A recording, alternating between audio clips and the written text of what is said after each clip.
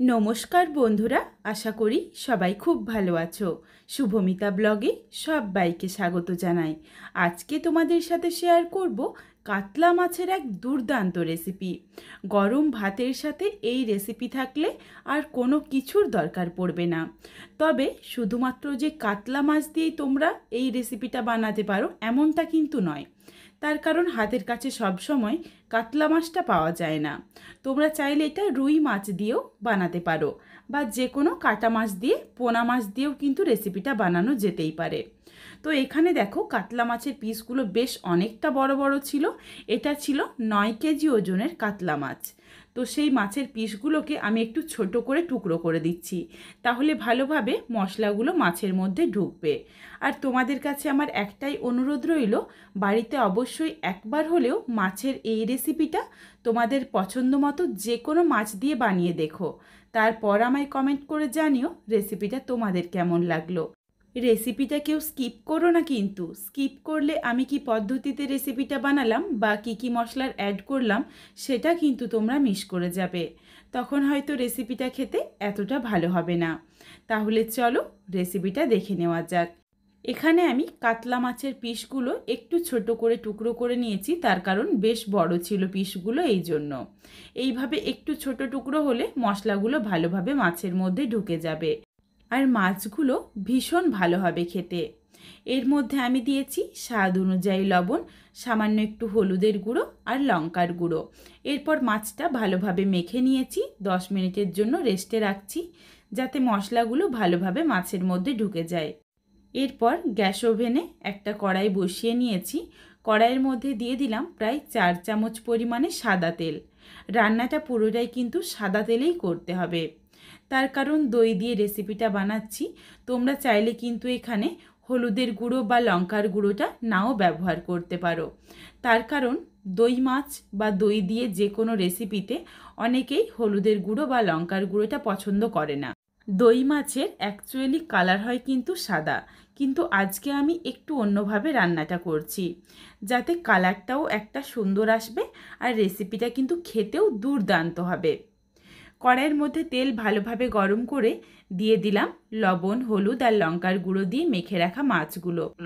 এরপর উল্টে পাল্টে মাছগুলোকে একটু হালকা করে ভেজে নিচ্ছি। কড়াইয়ের মধ্যে দেখো বেশ অনেকগুলো মাছ আমি দিয়ে দিয়েছি, এর জন্য আমার ওল্টাতে একটু অসুবিধে হচ্ছিল।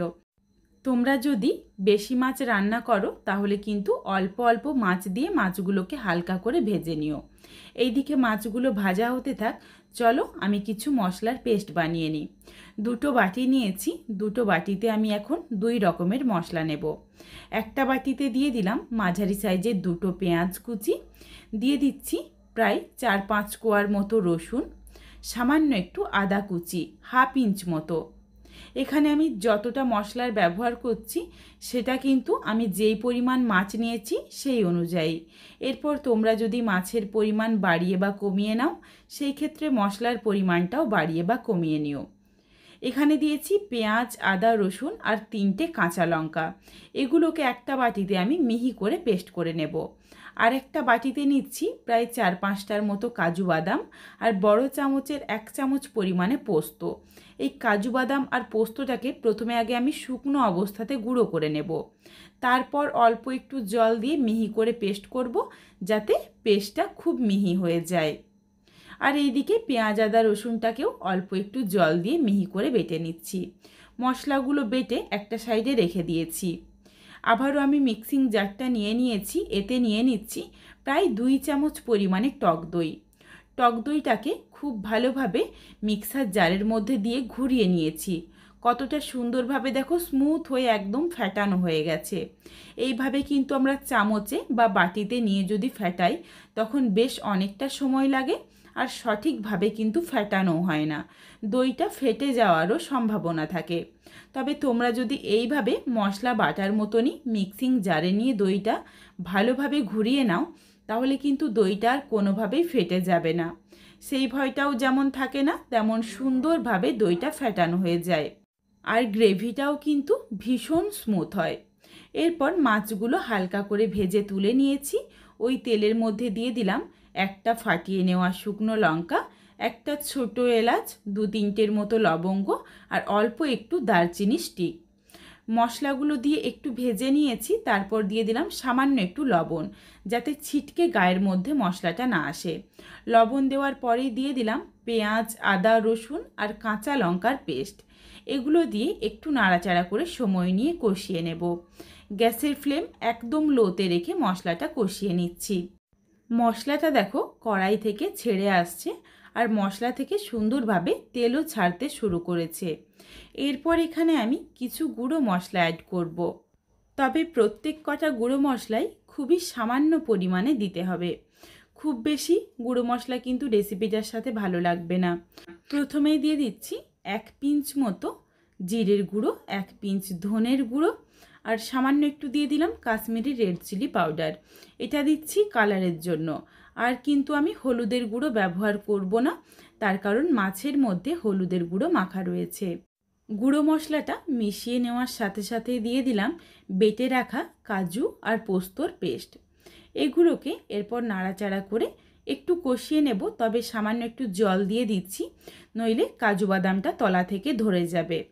যাতে কোনোভাবেই কাজু বাদাম বা পোস্তর ফ্লেভারটা নষ্ট না হয়, এদিকে খেয়াল রাখতে হবে। গ্যাসের ফ্লেম একদম লোতে রেখেছি, সুন্দর একটা কালার এসেছে দেখো, আর সুন্দরভাবে কিন্তু তেল ছাড়তে শুরু করেছে। এরপর দিয়ে দিচ্ছি 1 চামচ পরিমাণে চিনি। চিনিটা তোমরা যেমন মিষ্টি খাবে সেই বুঝে দিয়ে নিও, তবে এখানে আমি একটু বেশি পরিমাণে চিনি দিয়েছি। তার কারণ রেসিপিটার মধ্যে টক দইয়ের ব্যবহার হবে, চিনি বেশি না দিলে কিন্তু টেস্টটা ব্যালেন্স হবে না। একদম গ্যাসের ফ্লেম লোতে রেখে ভালোভাবে কষিয়ে নিয়েছি মশলাটা। এরপর সামান্য একটু জল দিয়ে দিলাম। জলটা দিলে কড়াই যেই পরিমাণে গরম হয়ে আছে সেটা কিন্তু একটু কমে যাবে, আর জল দেওয়ার সাথে সাথেই ফেটিয়ে নেওয়া টক দইটা দিয়ে দিতে হবে, নইলে কিন্তু দইটা ফেটে যাওয়ার সম্ভাবনা থাকে। দইটা দেওয়ার পরই গ্যাসের ফ্লেম একদম লোতে থাকবে। আবারও আমি সামান্য একটু জল দিয়ে দিয়েছি, এরপর নাড়াচাড়া করে মিশিয়ে নিয়েছি। দইটা কতটা ভালোভাবে ফেটানো হয়েছে দেখো, একদম সুন্দর একটা স্মুথ পেস্ট হয়েছে। আর গ্রেভিটা দেখেই তোমরা বুঝতে পারছো কোনোভাবেই কিন্তু দইটা ফেটে যায়নি। গ্যাসের ফ্লেম লোতে রেখে খুব ভালোভাবে দেখো ফুটিয়ে নিয়েছি। এরপর এখানে দিয়ে দিচ্ছি স্বাদ অনুযায়ী লবণ। লবণ দিয়ে আবারও একবার নাড়াচাড়া করে মিশিয়ে নিলাম। এরপর একে একে ভেজে রাখা মাছগুলো দিয়ে দিচ্ছি। তোমরা তোমাদের পছন্দ মতো যে কোনো মাছ দিয়ে একবার হলেও এই রেসিপিটা বানিয়ে দেখো, তারপর আমায় কমেন্ট করে জানিও যে রেসিপিটা তোমাদের কেমন লাগলো। গ্যাসের ফ্লেম লোতে রেখেই প্রায় মিনিট 2 মতো একটু অপেক্ষা করেছি। এর মধ্যে দেখো সুন্দরভাবে ফুটে উঠেছে। এরপর মাছগুলো আমি অপর পিঠটা উল্টে দিচ্ছি। ভীষণ সুন্দর কিন্তু একটা গন্ধ এসেছে রান্নাটার মধ্যে, আর খেতেও দুর্দান্ত হয়েছিল। দুর্দান্ত একটা কালার এসেছে দেখো। আমি তোমাদের আবারও বলে দিচ্ছি, তোমরা যারা দই মাছ সাদা খেতে পছন্দ করো তারা কিন্তু হলুদের গুঁড়ো আর লঙ্কার গুঁড়োটা বাদ দিয়ে সমস্ত পদ্ধতি একই রকমভাবে রান্নাটা করে নিও, দেখো সেটাও খেতে কিন্তু দুর্দান্ত লাগবে। রেসিপিটা রেডি হয়ে গেছে। নামানোর আগে দিয়ে দিচ্ছি 1 চিমটি পরিমাণে গরম মশলার গুঁড়ো। খুব বেশি কিন্তু গরম মশলার গুঁড়ো দেব না, তার কারণ ফোড়নে গোটা গরম মশলার ব্যবহার করেছি। তোমরা চাইলে কিন্তু এখানে 1/2 চামচ পরিমাণে ঘিও ব্যবহার করতে পারো। এরপর রেসিপিটা নামিয়ে নিচ্ছি। গরম মশলার গুঁড়ো দেওয়ার পর কিন্তু আর রান্নাটা করব না, তাহলে গরম মশলার স্মেলটা নষ্ট হয়ে যাবে। এরপর আমি দেখো মাছগুলো একে একে নামিয়ে নিচ্ছি। কতটা লোভনীয় দেখতে হয়েছে আর খেতে কিন্তু অপূর্ব হয়েছিল। তোমাদের রেসিপিটা কেমন লাগলো আমায় কমেন্ট করে জানাতে ভুলো না কিন্তু। রেসিপিটা তোমাদের যদি ভালো লাগে তাহলে লাইক করো, শেয়ার করে বন্ধুদের দেখার সুযোগ করে দিও।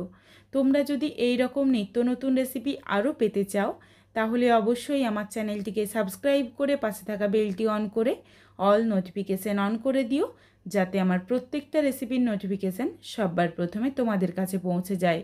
আবারও খুব শীঘ্রই হাজির হচ্ছি নতুন কোনো এক রেসিপি নিয়ে।